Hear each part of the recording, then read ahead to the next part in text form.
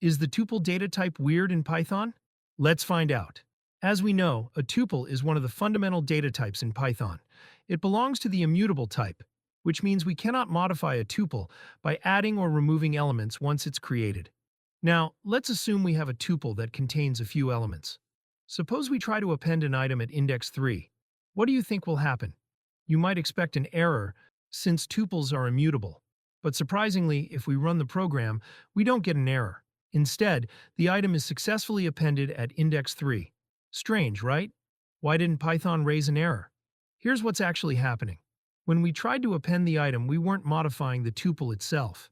Instead, the tuple contains a list as one of its elements, and the change was made to that list. So when we try to append an additional element in the tuple, the change was made to that list only and not the tuple.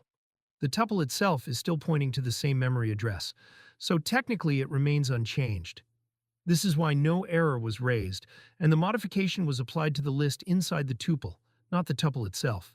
Now, I hope that you found this video useful, and that you found some valuable insights. If you did, give this video a thumbs up.